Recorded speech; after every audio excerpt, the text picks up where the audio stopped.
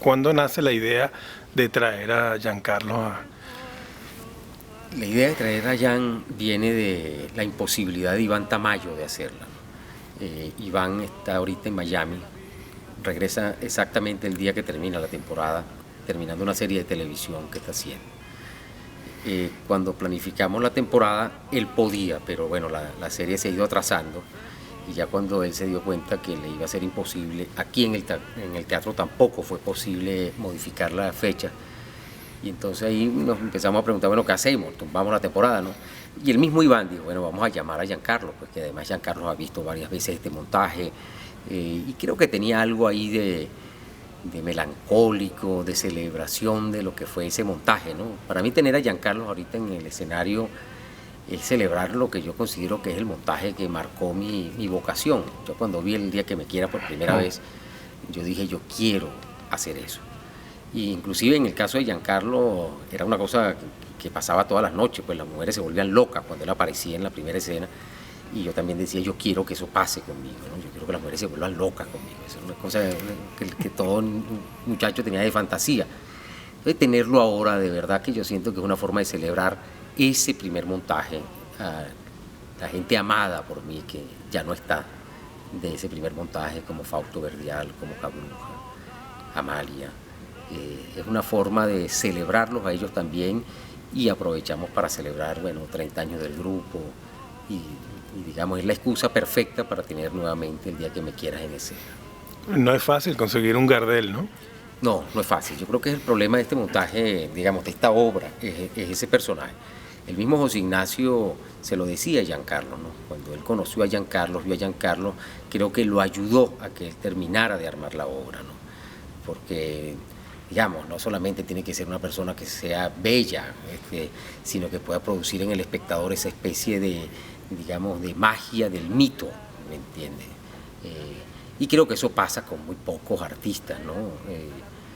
Por supuesto, la obra es una obra que está extraordinariamente bien estructurada, ¿no? Durante el primer acto, que dura 45 minutos, no se hace otra cosa que hablar de Gardel, y Gardel sale en el último segundo del primer acto. Entonces, ¿cómo tú llenas las expectativas de todo lo que se ha dicho? Entonces, eso solo pasa con los mitos, ¿no? Y son muy pocos en Latinoamérica los mitos a esos grados, ¿no? que hemos tenido.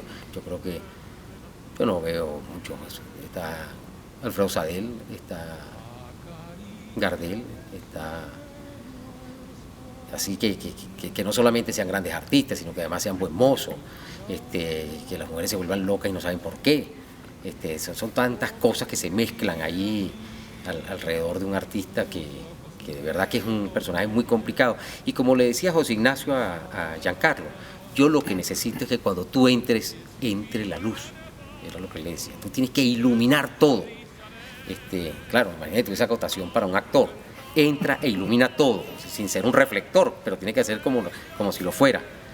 Y creo que el mismo Jan dice que cuando José Ignacio le dijo eso, él logró resolver su personaje, ¿no? Porque creo que se dejó de enrollar en qué hago, qué es lo que quiere Gardel aquí, no, sino que tengo que entrar e iluminar todo esto, ¿no? ¿Y cómo has sentido de la época en que José Ignacio mismo decía que al salir Giancarlo a escena había un aleteo de pantaletas por aquello del ídolo que él representó a Giancarlo Maduro? Y bueno, la experiencia que tuvimos el día del ensayo general con público fue exactamente esa. Cuando él apareció prácticamente no pudo decir su texto, porque la gente empezó a gritar y uno escuchaba suspiros, ¿no? Porque además Giancarlo, todavía todos nos preguntamos cómo hace para mantenerse como se mantiene, ¿no? De verdad que es un milagro. Y quien decía eso, más que José Ignacio, era Amalia Pérez Díaz, ¿no? Que cada vez que entraba Giancarlo, ella después de haber estado una hora ahí sudándose, y entraba Giancarlo, todos suspiraban y aplaudían, y ella decía, pantaletera, pantaletera, pantaletera.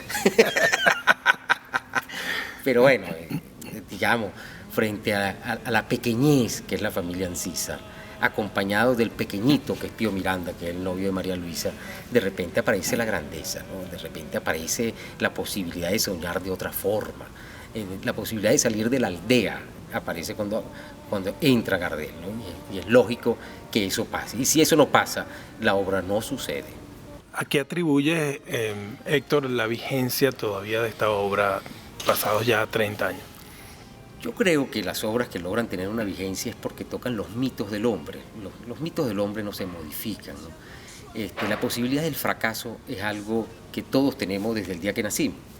O sea, tú puedes nacer y ser muy bien acobijado y puedes fracasar en la vida. Y creo que la mayoría de las personas fracasan en la vida, ¿no? Cuando tú ves las estadísticas, cuando tú ves a alguien detrás de la ventanilla de un banco, nadie puede ser feliz contando el dinero de otros, por decir un ejemplo, ¿no?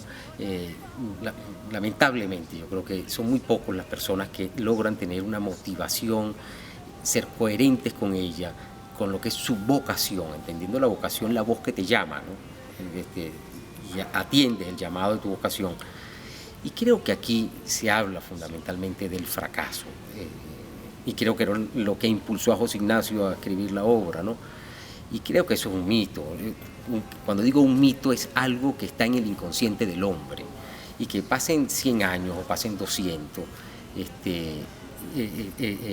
el hombre seguirá preguntándose cómo hago para no fracasar. Y en esa pregunta creo que en una obra como El día que me quiera, no es que encuentres respuestas, ¿no? Porque el arte no está para dar respuestas, sino para crear más preguntas. Pero creo que en el crear esas preguntas puede producirse en el espectador un proceso de liberación, ¿no? De crecimiento. Y yo creo que esa es una de las cosas que la hace vigente.